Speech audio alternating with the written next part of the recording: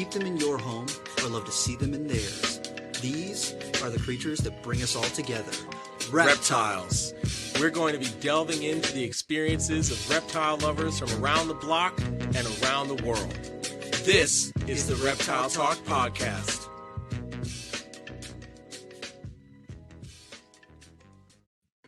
Boom! What is going on, everybody? This is Jeremy Turton from Brassman Reptiles. And I'm Robin. I'm creeping it real. He's voguing it real right now. Strike the pose. And tonight we're stroming live here on all platforms. I wasn't gonna let it go. Sorry.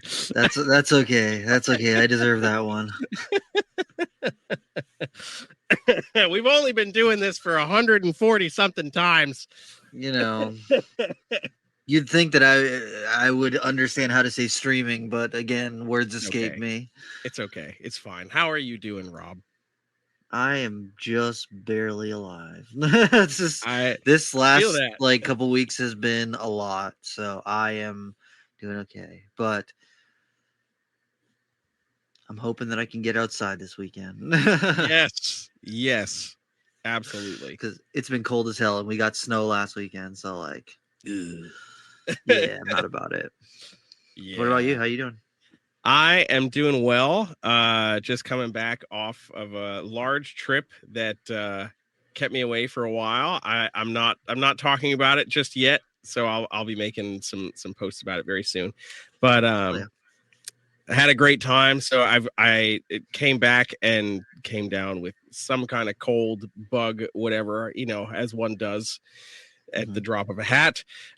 So I've been sluggishly getting through my days. So taking care of animals while not paying 100% attention to things, but have not been bitten yet. So I'm doing all right. That. I worked through all 50 Amazons today and did not get bitten. So no one makes me bleed my own blood. Yeah, man. I think I'm doing all right. So, yeah. But yeah, I'm excited. I'm rounding out. We're going to be rounding out after the end of the first week of February, I'll be rounding out the colubrid brumation period because I started them. I put them down kind of early, so I'm going to bring them up a little early. So I'm excited to get those in the cycle for breeding this year. Lots of fun colubrid projects incoming. Came back to find a litter of leopard Amazons on the ground, which I was super stoked about. Hell yeah. So I was not expecting that. I wasn't expecting her to go until the end of the month. So that was a pleasant surprise to come back to. And also a carpet python ovulation, which is cool. So I have some albino and caramel albino carpet pythons this year, which will be sweet. So all in all, can't complain. Can't complain. Tight, man. Yeah, that's buddy. Tight. Yeah, buddy. And before we get too deep into this, tonight's episode is brought to you by Black Box Cages. If you're looking for a new rack or enclosure, make sure you check out blackboxcages.com. Quickest turnaround time in the game. Top quality enclosures. Just check them out. They're great. You won't regret it. And if you are going through checkout, you can use the code Reptile Talk, I think, at checkout. Yep. Get a little bit off the top. So. Oh, yeah. Save you some money.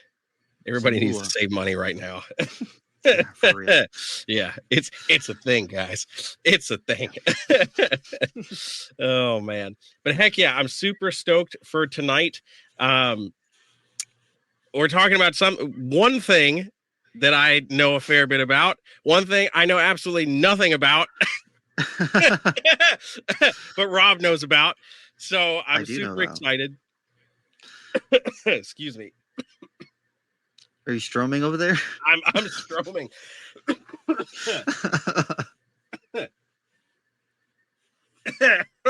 You want to go ahead because I'm dying. Don't mind Jeremy. He's just having a little bit of trouble right now, but we're gonna have a really great guest on tonight. You good? Okay. We're gonna have Samantha Mancino tattoos on tonight. I'm super hyped. We're gonna be talking about tattoos and reptiles.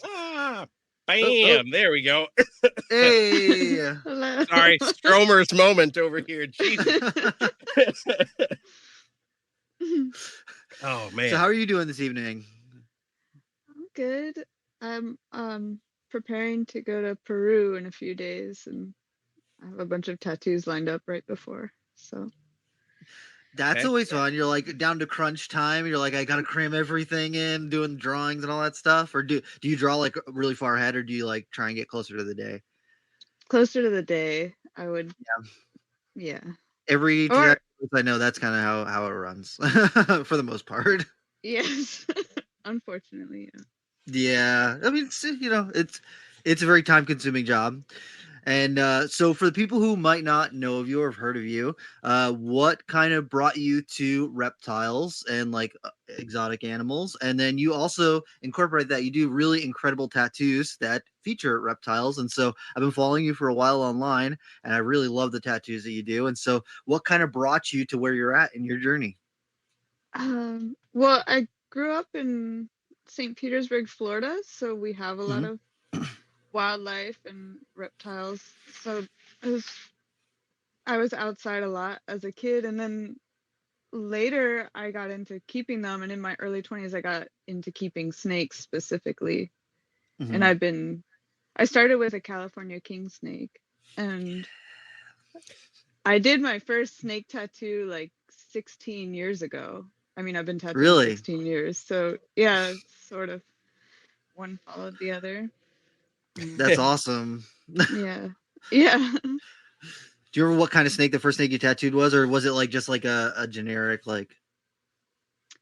It was kind of like a generic colubrid. It was Yeah, two-headed. hell yeah. But yeah. Yeah. The generic Uh two-headed colubrid. Here for yes. it. Yep. Yeah. Actually, one of the hardest snake tattoos, the first one where I was like, oh shit, this is really difficult, was a rattlesnake. Was it like a Western Mm, diamondback I did Mm. like 13 or 14 years ago. yeah. Yeah. Do you have a favorite type of snake that you like tattooing, or is it just like whatever the client kind of wants? Um, since so many people have been requesting rattlesnakes, I really enjoyed doing those, and rat snakes and the Hell yeah, indigos. A couple of people have gotten indigos. So that's cool. yeah. Yeah. Oh, and cobras. Cobra scales are so gorgeous and so perfect Hmm. for tattooing. Yeah, I feel like the cobra scales might be a little bit easier to do than some of the rattlesnakes with how like keeled and textured they are. Exactly. And the markings too. It's Yeah, really my tricky. brain could not comprehend how the pattern would go over the texturing of the scales. When I try to think about how I would draw that, I can't. Yeah, it's hard. You have to like figure out a way to translate it into a tattoo that's going to age well. So you can't, Mhm. yeah, I don't think I can't do it photorealistically. Mhm. I wouldn't like how that looks. So Yeah. yeah. Honestly, I think that your tattoos do look very, in my opinion, they do look very realistic. Like, I feel like I look at a lot of snake tattoos and I'm like, I don't even know what kind of snake that is. And with your tattoos, I can literally look at them pretty much every single time. And I'm like, oh, I know exactly what that is, when I look at it. And it's Oh, like, I like recognizing that. that's so awesome. Yeah, it sort of has started attracting more and more people who really want specific species, and I've gotten really lucky that I've been getting a lot of herpetologist and biologist clients in the past 5, 6 years. So I've gotten to learn a lot too through that. That's That's super cool. awesome. That's Yeah. so cool. Yeah. But do you What's have been any? like Oh, one no. of the most what's been like one of the most like far out species that like somebody brought to you like I want this and you've been like what the hell? Um well, I mean it's not super far out, but I did a sidewinder recently, and I think That's just cool. getting the chance to look at those closely, you're like, what happened? Yeah. What happened? They're so cool. Hell yeah. um, Yeah. yeah. But would you say there's any species that you're like, I would really like to tattoo one of these on somebody? Um, I kind of, I really want to do like the Arizona black rattlesnake. Yeah, Molossus. Reptiles. Oh no, you're talking about the Cerberus. Cerberus. Yeah, I've done Cerberus. Hell yeah. Molossus. Yeah, I love Molossus. The ornate ones, they're gorgeous. Yeah. And there's definitely, I've done a lot of like spitting cobras, siamensis. Is that? Yeah. I would love to do more of those just because the contrast and the scales are really beautiful. Hell yeah. I don't know. I saved so many. Like I have thousands. I just counted them the other day. I have almost like 4,000 images of snakes that I've saved to like for Hell yeah. referencing. Yeah. Hell yeah.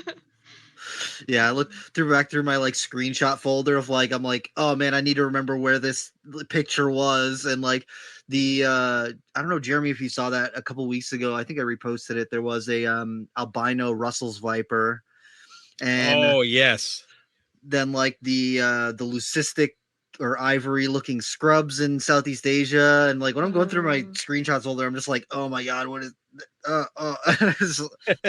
there's a lot in there. There's so much. You don't realize until you start going back through it. Yeah.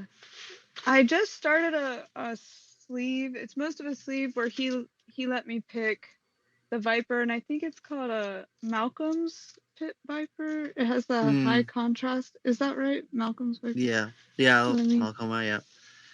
Yeah. Those are really tight. Yeah. The Sri Lankan pit vipers are gorgeous too. I love tattooing those. Super high contrast. Yeah. I'm trying to think. Well, like, what kind of snakes are you like into keeping, or do you still have like a favorite? No, I just got the yellow-tailed Kribo, which I've been wanting one for a while. When I lived in California, I wanted an Eastern Indigo, but I moved to Florida, which you can't keep them here. Yeah, you can't have them there. Yeah. For a while I was obsessed with chondros, but I'm fine with one now. She's enough. Yeah. That is very understandable. Yeah. She's really cool. I have an IMG boa. I think it's the Black Devil morph. I'm not sure. I got her on Craigslist, or I got him on Craigslist. And yeah, I travel a lot, so I only have like 4 snakes right now, but I would love to keep more. Yeah. So you said that you're going to Peru for your next spotlight? I'm not guesting there.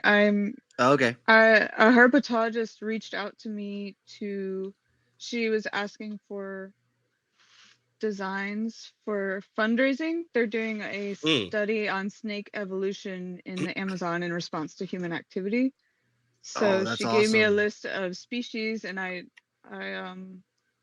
did one design. I want to do another one of a bushmaster. And then I asked if I could come there and see what they're doing. Hell yeah. That's awesome. That's so cool. We're gonna go herping. Yeah. Yeah. Hell yeah. That's so freaking cool. So that's gonna be an awesome experience. Yeah. It's I fly into Iquitos and then take a boat for 4+ hours to their research facility. So oof.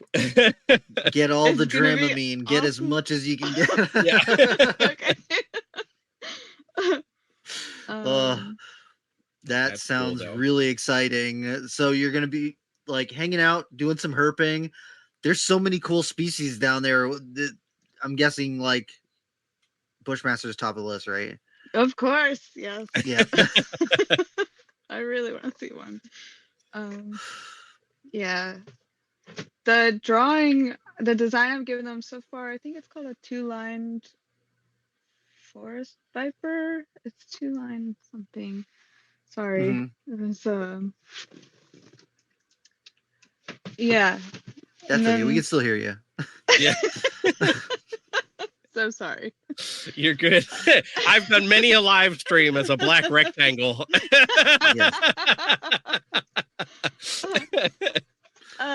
There's another one that she told me about, the ornate egg-eating snake. Have you seen that? Oh, Those are yeah. cool. Oh, that's cool. Yeah. I'm trying to remember. There's anacondas, so hopefully Mm-hmm. Mhm. we get to see one of them. I mean, and like, the tree boas, like see one of those wild would be Yes. pretty Yeah. cool. Yeah. Hell yeah. Jeremy, that's where Christian just was, right? Yeah. Caveman. Yep. Yeah. I think he Bro. was, just in Peru. Yeah. He one of our guests we just recently had on. He went down to Peru and they went looking for anacondas, and they found a massive anaconda down there. I'll have to send you his profile so you can like see some of the stuff that he's posted about it, because It holy was crap, insane. Yeah. it's really cool, and hopefully you can get some of that herping magic to flow down your way so you can see some cool Right. stuff while you're down there. And also, he'll have to tell you what kind of wasps those were, because there's some type of wasp that if you Oh, go near their yes. nest at nighttime, they will annihilate you. But during the daytime, you can just go right by them and they're no big deal. And he got stung to hell. He did. I don't mean to laugh, but that was really funny. It was rough, man. Yeah. Sheesh. I feel that But pain. so how long are you going to end up being out there? I think I'll be there like 5 days at the camp, at the research facility. Oh, nice. That's awesome. Heck yeah. Yeah. Have you been to that part of the world before? No. And I usually don't take non-tattoo related trips. So Yeah. That's good for your mental health, though. Yeah. Boundaries. Yeah. Right. Right? Man, I'm very envious. That sounds like it's going to be a really fun trip, and you have a lot of opportunity to see some really cool animals. Yeah.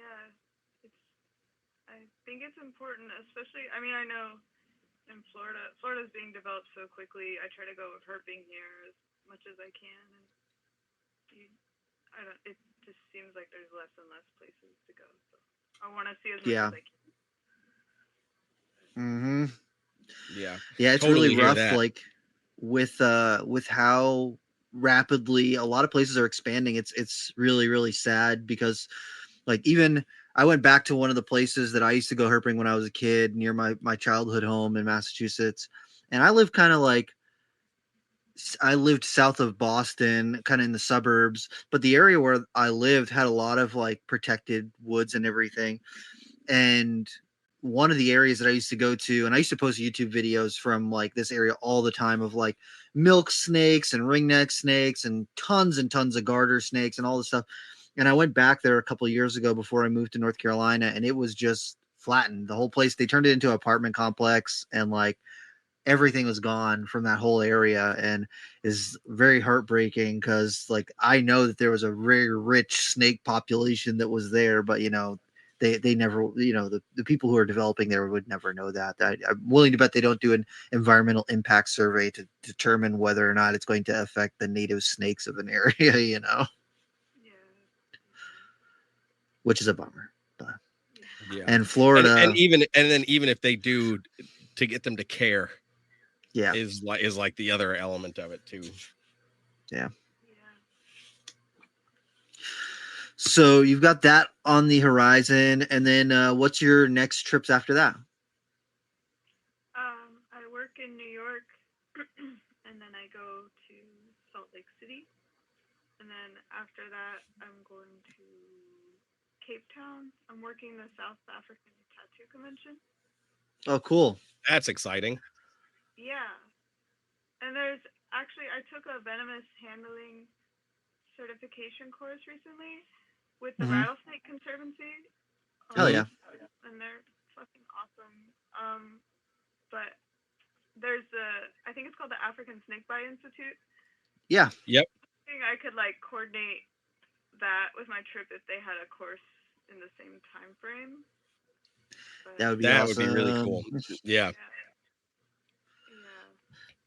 Because like the Rattlesnake Conservancy lets you work with like basically rattlesnakes, right? When you're doing the intro course. Yeah, and copperheads and cottonmouths. I think. Gotcha. Okay, cool. I'm trying to think of like what the African Snakebite Institute. They're like, actually, we go with a green mamba right off the rip. Like just right. We go for boom slangs. If you can't work a if you can't dodge a wrench, you can't dodge a ball, right? Like Oof. Oof. Yeah. Oh man. I'm trying to think. What would they use? They would probably use what a gaboon or something like that. Cobra? Cobra? Yeah. Yeah. Although cobras can be really tricky. I find that like a lot of the elapids, trying to get them to ride a hook can be really tricky sometimes because they'll use their tail like an anchor around if they're close to your hand, and then if they start going up the hook, instead of just like riding up the hook, they circle around it a whole bunch of times, so it's tough to get them off sometimes. It's just like it's a pain in the butt. So what do you But yeah, you drop them. That's what you do. Like if it gets too close to your hand, you just cut your losses at the moment, and having to pick everything up off the floor is better than having to figure out a medical bill. Yeah. But Absolutely. I'm trying to think if it was them or I think it was the African Snakebite Institute had a booth at the museum in Raleigh, North Carolina hosts a reptile day, like a reptile and amphibian day once a year. And I'm pretty sure it was the African Snakebite Institute that had a table there, and they had like patches with like the rhino viper on it and everything. They were really cool. And I chatted with them for about, I don't know, 30 or 40 minutes, but it was like kind of one of their US representatives that was here that works with some of the local hospitals and oh, that's cool. Deals with all that sort of stuff. Yeah. I was That's like, what do I got to do to walk away with one of these patches right now? Because they got a rhino viper on them. Huh? What do I got to do? I was like, I got to donate. Let me donate. I need this. I need this patch for right now. No, that's when it's just like, boom slang right now. There you go. Go for broke. Right? You can dodge a wrench. You can dodge a ball. Oh, man. Exotic venomous handling 101. Just go for it. Yeah.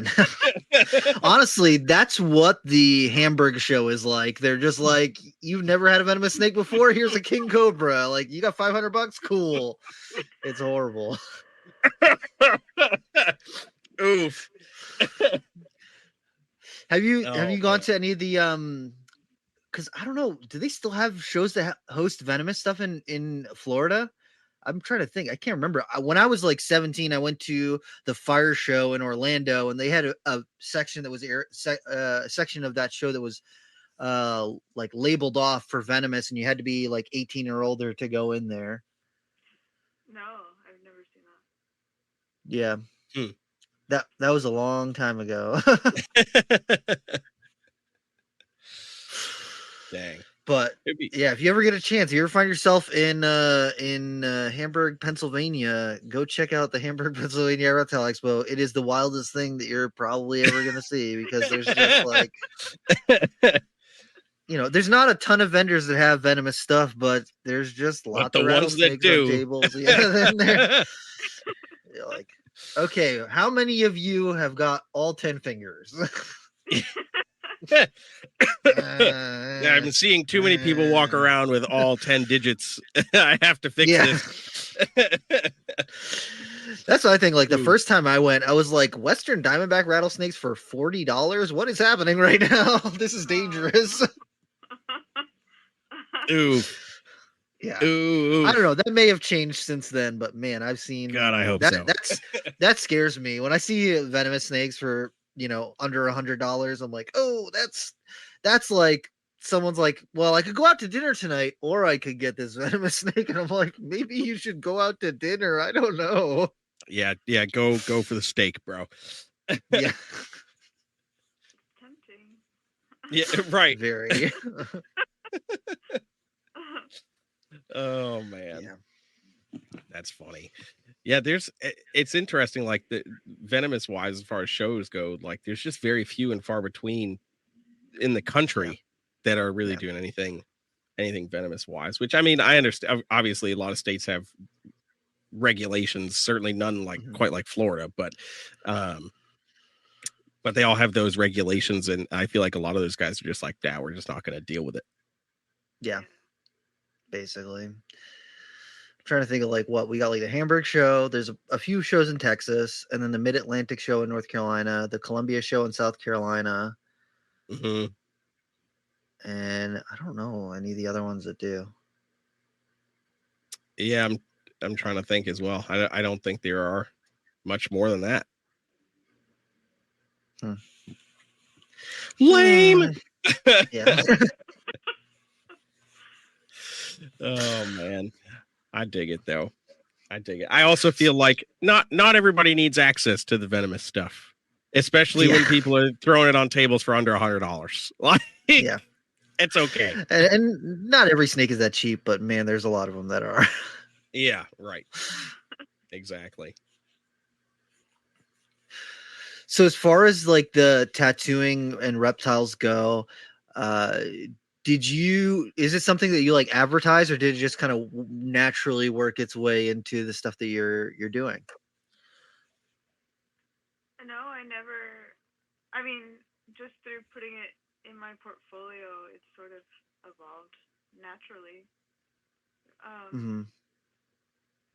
yeah, and the more specific I started getting with snakes and snake species, the more it started attracting people who have like an interest or study them or are passionate about them.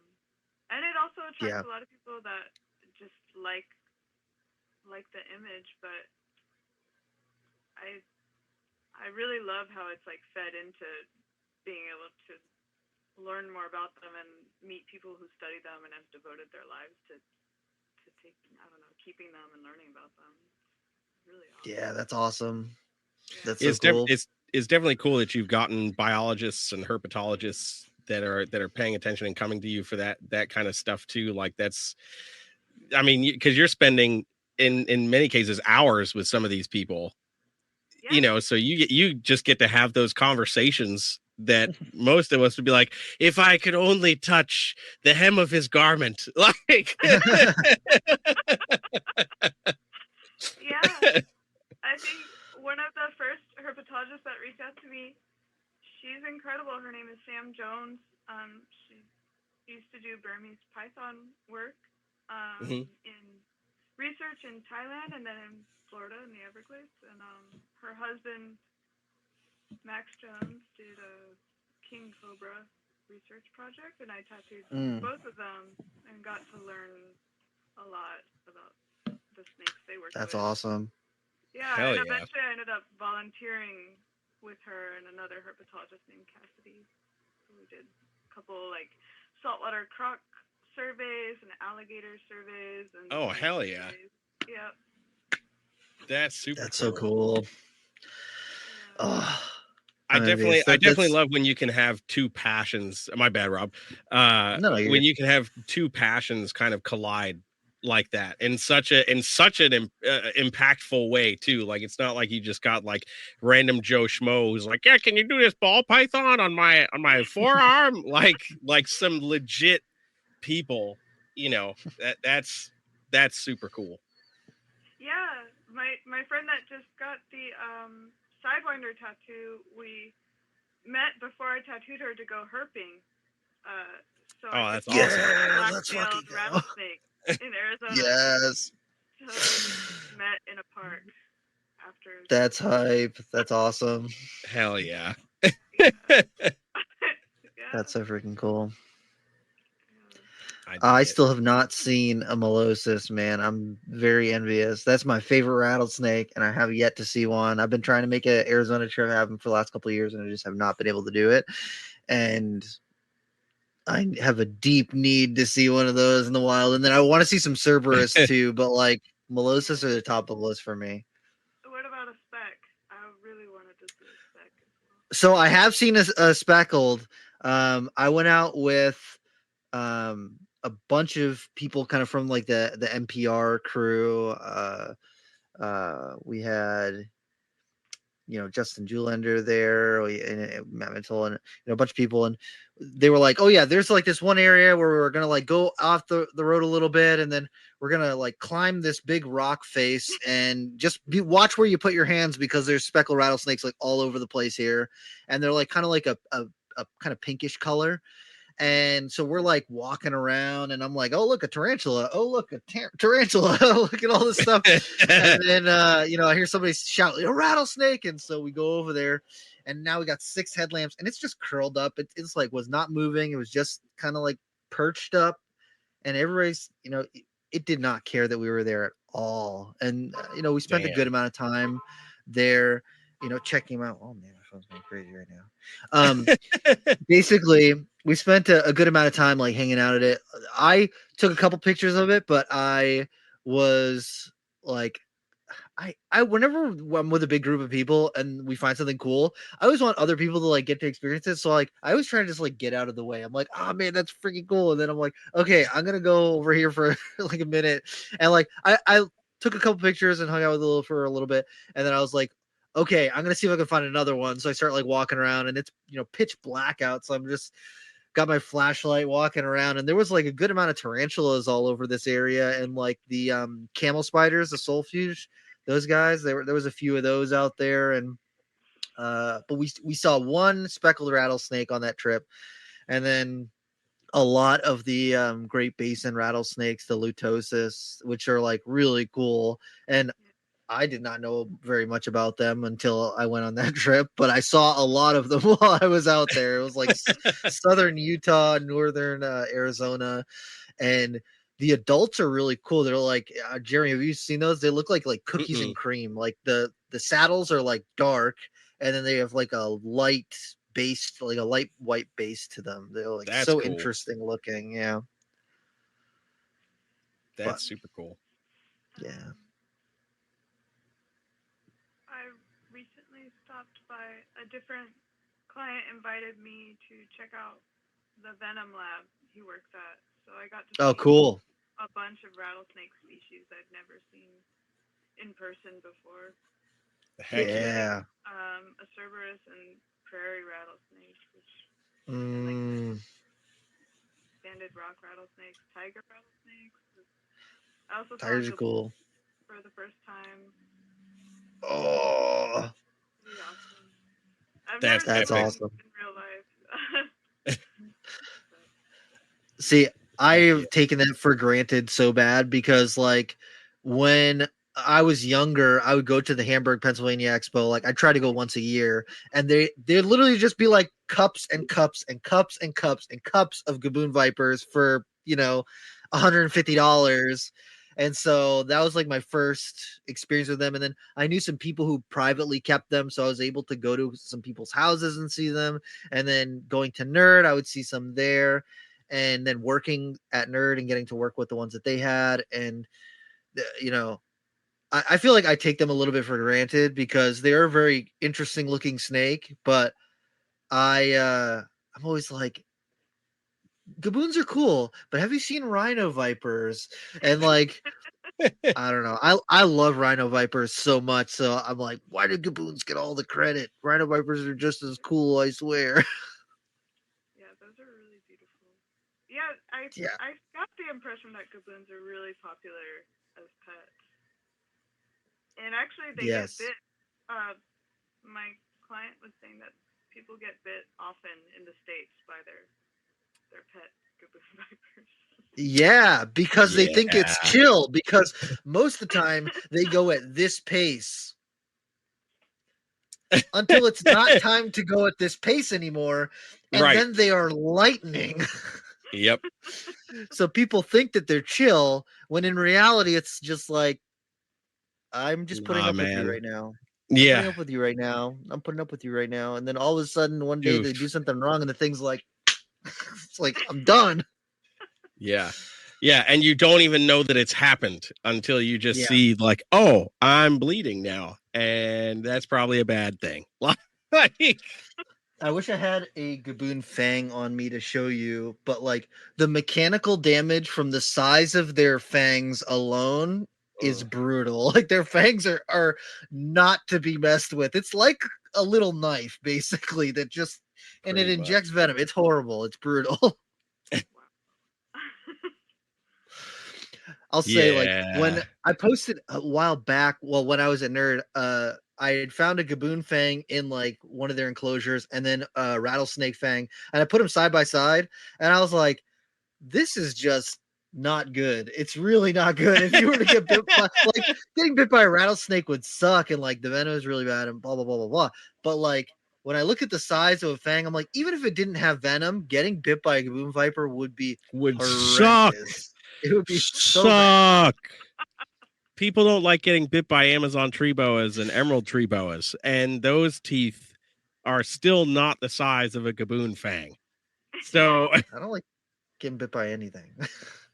which is fair, and Yeah. most people don't. So imagine in general, like not the corn snake tooth, and then like Gaboon fang, like Yeah. damn, Sheesh. hard pass. Oh. So that was your first time getting to see a Gaboon in person. That's fucking awesome. And you said you saw like a lepidus and then some tiger rattlesnakes, and man, that's fucking awesome. And that was at a Venom Lab? It was a venom lab, yeah. There's over 100 snakes there, so I saw at least 6 different rattlesnake species, and then there was copperheads and cottonmouths, and a hybrid of the two. The cottonhead. Yeah. The cottonhead. Yeah, the cottonhead. And I got to see my first Cerberus in person. I saw a couple, but one was really, really striking. I guess their coloration varies a lot. Yeah. Interesting. Yeah, there's like some that are kind of look more like benign and they kind of have like that more lighter color with like a little bit of the dark highlights. And then there's some that are like black wash the whole thing and it's just like it looks like midnight. I love those ones. Those are so cool. It's like black crushed velvet. Yeah, gorgeous. That's super cool. So I assume it varies per species, but like when you're referencing an animal to tattoo, like what's one of the first things that you're looking at or paying attention to while you're kind of getting that idea in your head? The way they move, because Mm. the types are all different. So unless the client has like a request, sometimes people do where you have to alter it in an unnatural way. But I like to figure out the most natural way to capture the movement of the animal, like Yeah. the severe-bodied vipers, or like I don't know the way like a garter snake coils, or Mm-hmm. or like the particular way like cobras sit. You know, they're all so different. Right. That's super cool. Yeah. I would not have thought about that. So yeah, that's super cool. Yeah, I am not what we would call artistically inclined. So whenever I see people who are able to do that, I'm like, that is so fucking cool that your brain works that way because mine makes really bad stick insects. Like you're trying to do snakes. I know, but stick insects is what came out. It's just time. Yeah. Yeah. Yeah, I mean I can't laugh. All of my snakes are just drawn as a single line that just squiggles. It's so it's,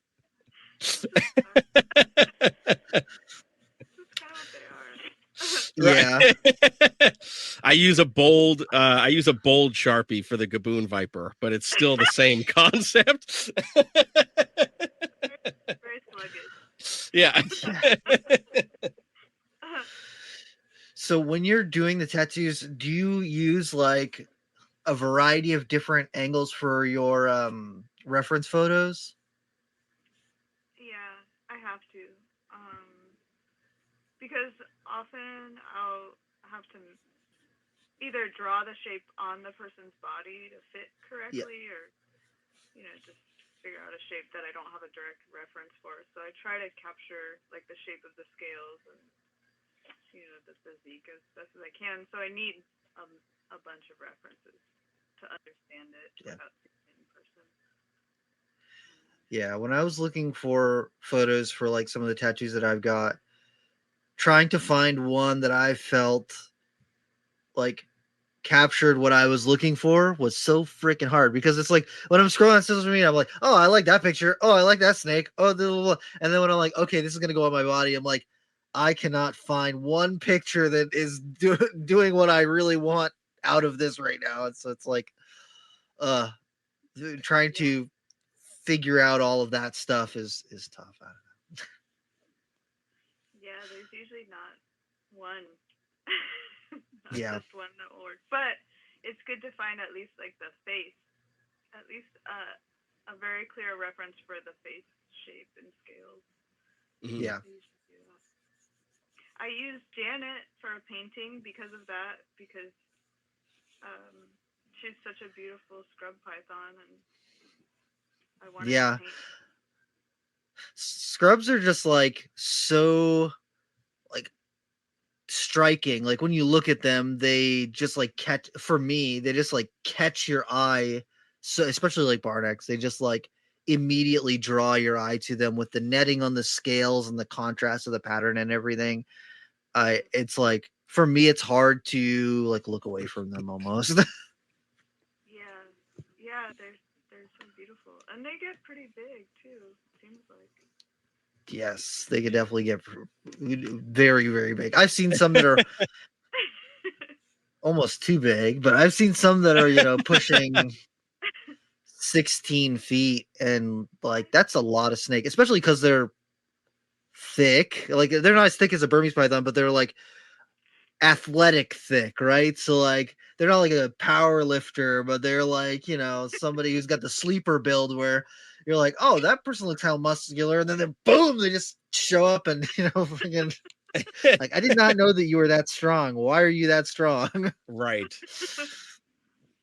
That's that's one of the things I love about them, is just like, they just draw your eye, and they're so iconic. And then you did the white lip python too, right? Yeah, because I was keeping one for a while, and I was obsessed with him. Yeah. Heck yeah. Yeah, I mean, I think just I would never I don't like owning wild caught. I don't think it's ethical, but that particular snake was gorgeous, and just ended up, I found him on Craigslist, and he was in pretty bad shape, and then I got to rehab him and put him in a bioactive setup and see his skin recover. Mm-hmm. And he's just gorgeous, and I love the scales on their head, the iridescence, the gradient on the body. Yeah. Really beautiful animals. Hell very yeah. skittish. Hell yeah. Definitely very skittish for sure. Yeah. When I kept white lips years ago, that was the one thing that always, I'm not typically a nervous person handling a snake, but when they touch something that they're not expecting, and they jump and they twitch, and you're just like, all right, bro, please just stop for 5 seconds and we can figure out what the hell we're trying to do here. But yeah,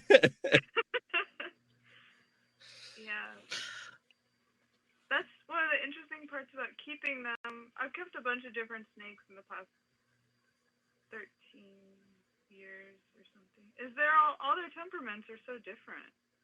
Mm-hmm. Yeah, 100%. It's really fascinating. 100%. Yeah, and especially like a python, like a white lip, to be, and they're certainly not all this way, but a large portion of them seem to be a little bit more jittery and twitchy than some other species. And you think about they can get to be a decent size. So it's like, all right, bro, what point in time do you get a little more confident in what you're doing and stop jerking your body around every 5 seconds because you touched this one hair on my arm. Like it's gonna be it's gonna be okay. But it definitely is interesting to see like a python of that size acting that kind of way versus something like maybe a carpet python or something else that's maybe of similar size, but overall seems a lot more confident in how it would move and directionality and stuff. So yeah, you're right. It's very interesting to see how stark that contrast can be. Yeah, or even like handling the green tree pythons. The way they move is so much slower, I guess, or at least mine. Maybe it's just mine. I honestly find that most of them move pretty slowly, unless they really get freaked out by something. Then all bets are off. But for the most part, green trees are very slow and deliberate moving snakes. I mean, it's like you got to think maybe staying in the tree it's less beneficial for you to be moving quickly. Yes, exactly. I feel like that's a thing kind of across the board with a lot of the arboreal boas and pythons. Like they're definitely super methodical about what they're gonna do. It's like, man, that twig is not gonna hold you. Like be aware. Yeah, it makes a lot of sense. Yeah. I'm trying to think of like the scrubs are like kind of in between because some of them are like slow and deliberate and are okay. But I've got a couple that are just like scared of everything, and the second that you like touch them, they just take off, and they don't care where they go, where they land. If they fall off of the side of a house, they don't care. They're like, I got to get the hell out of here. And it's like, I swear, it's not that serious. I mean, that's funny. I know that I don't have the best mug, but I'm not that scary. I swear, it's okay. I'm not gonna eat you. That's funny. And I have two Amazons that are like that. Actually, they don't mind being touched, but when I'm spraying down the enclosures, as soon as they feel water, it's like, nope, game over. Something touched me. Especially if it's like a little on the colder side. Yeah. Like I'm opening the cage, like they're aware that something is happening, so they're already on alert. They're poking their heads out, trying to see what's going on, and start spraying. And I never try to spray them directly, so they get kind of the side spatter from the mist, and then like I make it get a little heavier or whatever. But as soon as I've got two, as soon as they feel those first couple drops, they're like, no, why, stop, and literally will dart out of the enclosure. And I'm just like, what gives? Like, use your brain. You do have one. I know you do have one. Why now? Because literally I can go in there, I can poke it, or just go in and pick it right up. They don't care. But water, especially if it's slightly cooler temperature, mind out the window. Yeah. Bruh. Yeah, I don't get it. But it's the fun part of keeping reptiles, right? There's always one crazy one.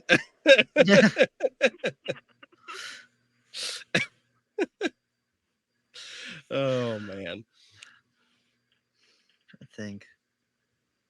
Yeah, I've got like two Amazons that are like that. But the videos I've seen of like I don't know if you watched that video, Jeremy, but Dan Malari did some like herping videos in I think Thailand and Southeast Asia, and he found a couple scrubs, but they were on a boat and they're looking at the trees that are hanging over the water, and the scrubs are perched in those trees. Like I know at least one or two of the ones that he's found have been there. So like for those ones, it makes sense. If something disturbs you, jump. You're just gonna end up in the water and you can swim away. Yeah. Which like a lot of water snakes do, but like you don't think about scrubs as being a water snake like that. Yeah, right. But that's interesting. A stark difference between keeping them and seeing them in their habitats, understanding like the ecosystems they come from. Yeah. Really absolutely. Yeah. one of the things that I think about, like when it comes to like that sort of thing, is like there's so many people who keep green tree pythons, and there's such for I have not tried to delve into it very deeply, but as far as I can tell, there's not a ton of information directly about green tree pythons in the wild. So like I follow a couple of people from Australia, and like I'm trying to think, Smithy over in Australia, Oh and yeah, Matt Somerville, Matt Somerville. and Yeah. yeah, Matt Somerville had posted finding wild green tree pythons, and when they're hunting, the adults are like this far from the ground. They're like 10 inches from the ground, and just like at nighttime, just pointed at the ground.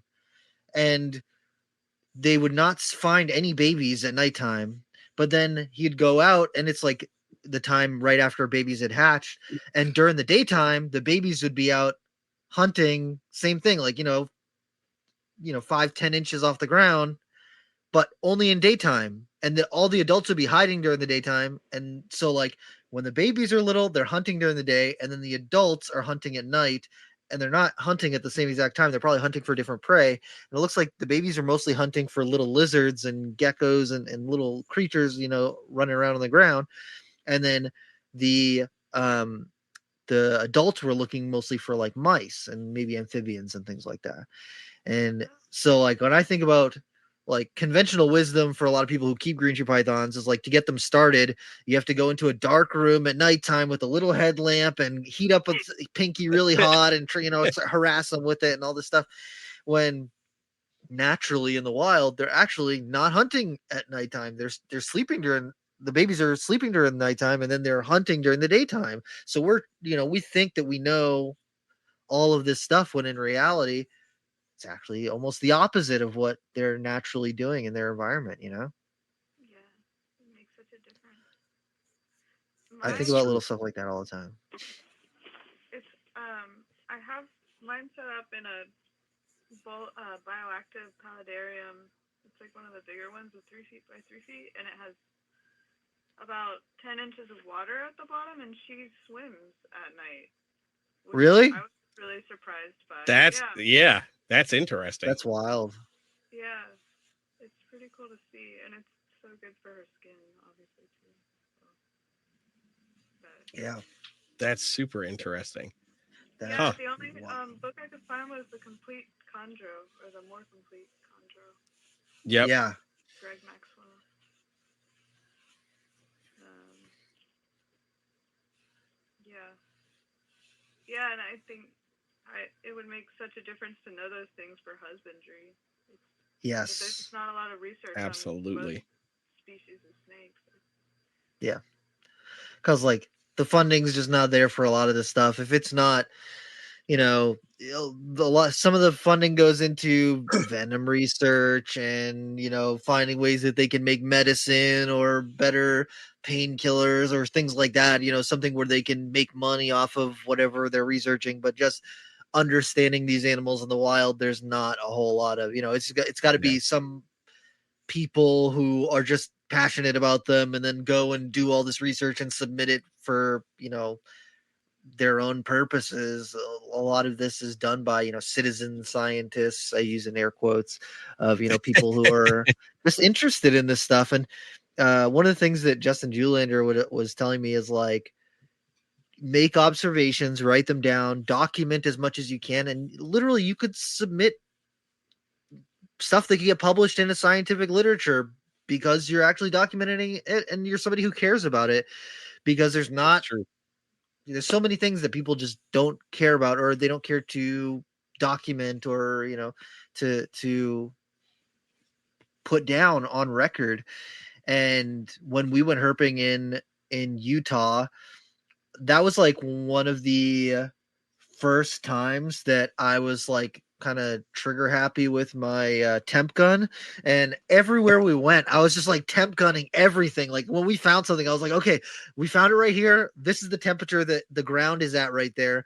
And one of the mornings that we went out, we were going for desert tortoises, and there's like this one area where it's like they're really common. It's like a section off protected area, and you can go, they have paths that walk through there. And it was really early in the morning, and like cool enough where I was like wearing a sweatshirt, so it had to be like under 70 degrees or so, but it heated up really quickly, right? And so we're going around and I'm, temp gunning the tortoise and temp gunning the ground next to it. And when we were leaving, the area that was in the sun, like if you're near the trail, kind of on the rocks, the temperature of the rocks was hitting like 125 to 135, so like 125 degrees Fahrenheit on the rock itself. And the last couple tortoises that we saw were actually sitting in the shade, like just like little bushes. And so I was like, I wonder what temperature is they're actually sitting at right now, because 125 is brutal to be if you're just like sitting out in the open. In the shade, it was something like 72 degrees. So there's like a 50-degree temperature difference between the shaded area where they're hanging out during the daytime and the areas that were just direct sunlight on the rocks. And so you'd see them like scooting across, but the areas where they were hanging out when it was the hottest part of the day was actually in this much, much cooler area. It's crazy. That is crazy. Yeah. And then Yeah, to I try think to there's emulate that. right. Huh? And then to try to emulate that in like an artificial setting. So hard. So Right. hard. Yeah. Yeah, it also makes you think about like every other situation when it comes to captive husbandry. Like we get that care sheet or we read that book and it's like, okay, well, what was it? Was that the person that was like, okay, well, let me put a thermometer out here and just see what the temperature is right now, like the general temperature. um, versus like, okay, I mean, I know when a lot of fundamental research was being done, temp guns weren't really around, but to be able to figure that kind of stuff out and be like, yeah, okay, they're exposed to this extreme, but that doesn't mean that's what they want all the time. Yes. Yeah. So, and also makes you think too, like, especially if you're somebody who keeps things in larger enclosures, like I remember growing up, like it was always, the struggle was to try to make sure your ambient temperatures were maintained and fairly constant across the enclosure. Obviously you want to have a cool side and a warm side, but, you would try to keep those ambient temps at a certain point because you're like, if it drops too low, it's going to be too cold. And it's like, well, okay. I mean, in theory, yes, I get it. I get the premise. However, when you go outside, like it's actually a little cooler over here. So that's interesting. Like I think about that, like even with the Amazons, like as I try to think about bigger enclosures for Amazons and stuff like that, like ensuring they have that decent temperature gradient. And sometimes that means like if you have some sort of aerial heat source like a heat panel or a heat lamp or something like that on a taller enclosure, how are you going to make sure, like, okay, well, if that temperature is maybe in the low 80s, which is what they kind of like, we know they can get into the 70s and still be comfortable, but they don't want to get super cold. So how do you mitigate that? Oh, well, I can throw an under tank heater or a piece of heat tape on the bottom and just have it at a lower setting, so we start thinking about doing a little bit more to the enclosures to kind of mediate those issues. But back when most of us started keeping, it was like, no, heat lamp, there you go. Like that's it, keep it hot. They're like, what wattage bulbs? They're like, lamp. Yeah, exactly. I don't know, I put my hand over it and it's hot. I think we're good. It's hot.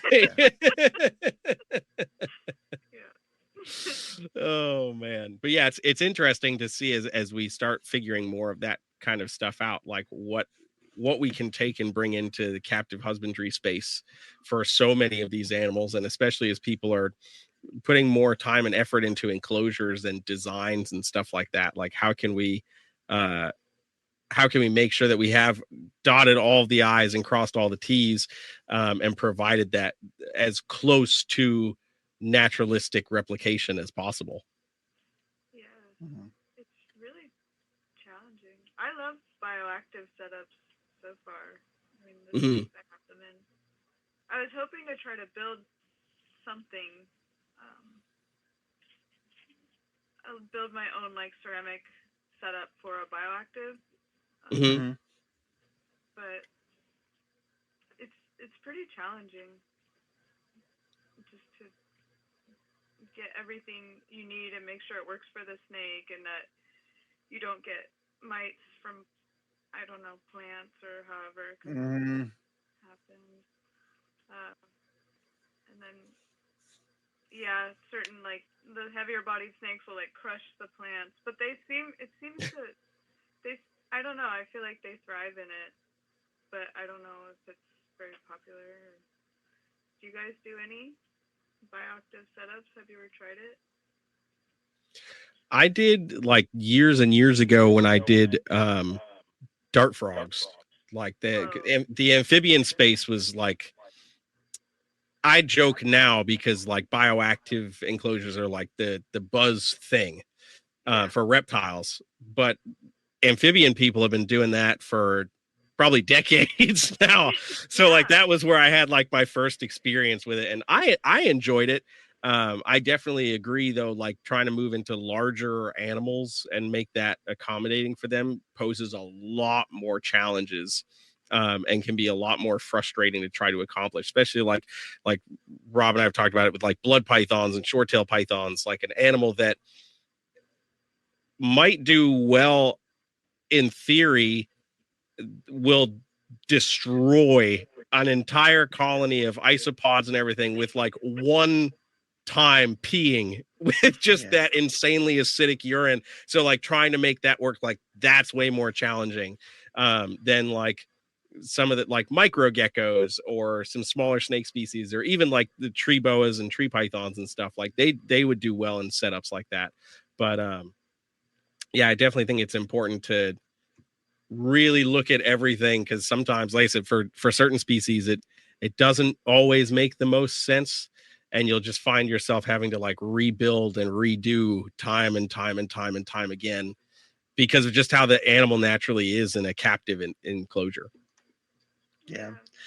Yeah, for me, like I mostly kept bloods and short tails, and they will just crush all the plants. They'll dig them up, and they pee a lot, and their pee is really acidic, so it like kills everything, like all the isopods and the plants and everything. It just kills it. And so to be able to do them in a bioactive enclosure, you'd have to do like quadruple the amount of space that you would think you would need, because of like they don't go to the bathroom all that often.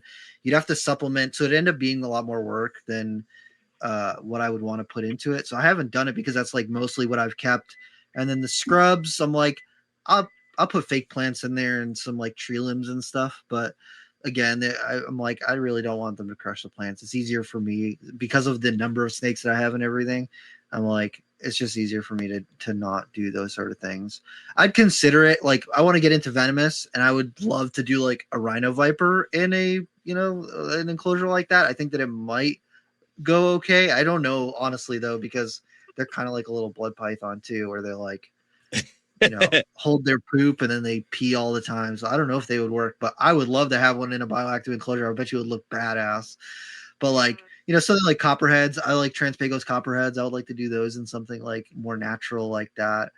But as far as the stuff that I keep now, I don't have anything that's on bioactive. I got some stuff that's on like, mulch and with plant, like fake plants and stuff. But for most of the stuff that I've got right now, it wouldn't make sense for me to do it for the stuff that I've got. So. Right, because it's also keeping everything clean.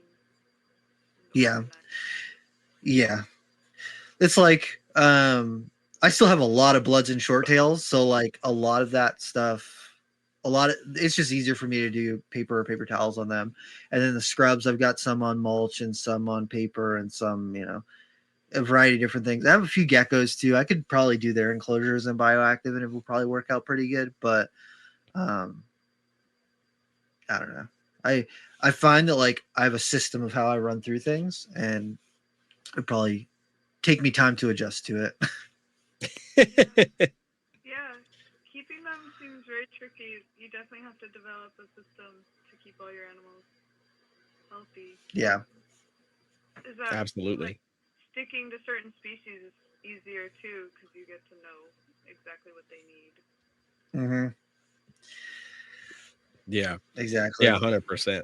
I definitely think like, I know like this is my Chihuahua cage behind me here. Like I know when I redo it, we almost went the bioactive route. We just didn't put the isopods and stuff in there because I was tinkering around with a water feature and wanted to make sure that I had it working before we went to that point.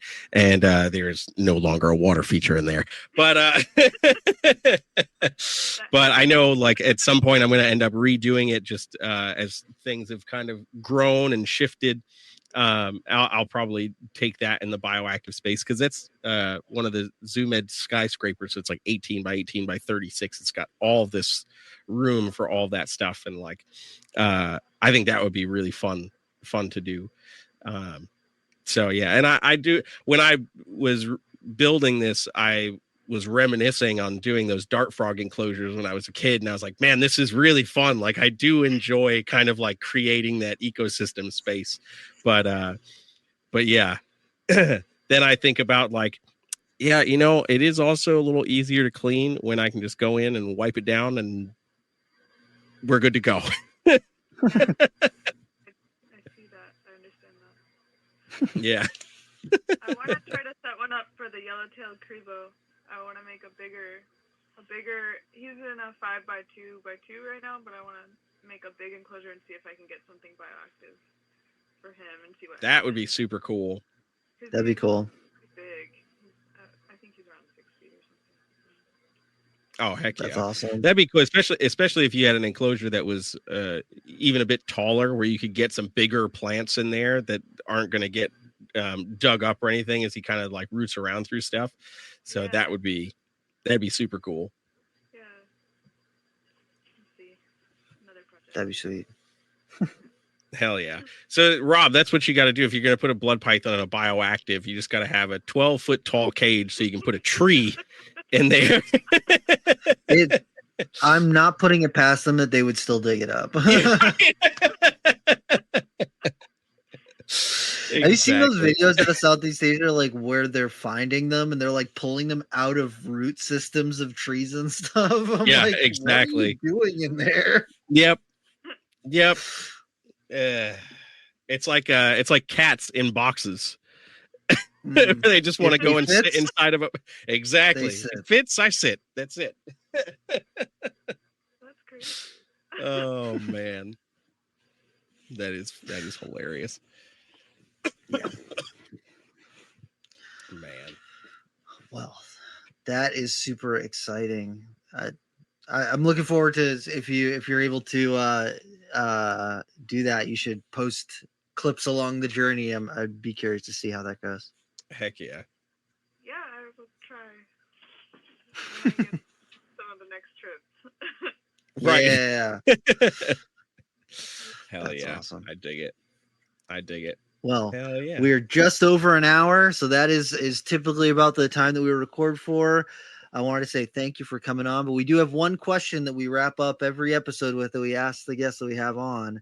And that question is, what in the realm of reptiles, be it something that you're doing or about to go do or something that you've seen online, what has you excited about reptiles right now?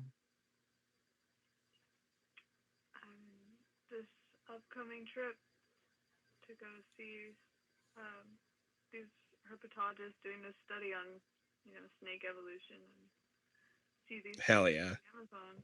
Yeah. Yes. I hope that you post some pictures and videos from there because I'm very envious. I think that's going to be a really cool trip.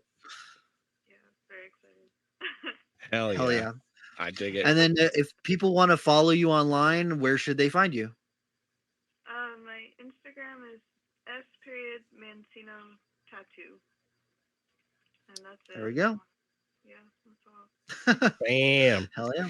Well, Heck thank you yeah. so much for coming on tonight. We really Yes, thank appreciate it. you. We had a good time, and we'll hopefully we can have you back after your trip so we can talk about how that went and all the cool bushmasters and anacondas you got to see. Thank you. Heck yeah. Sweet. All right. All right. Well, we'll catch up with everybody next time. Thank you for tuning in.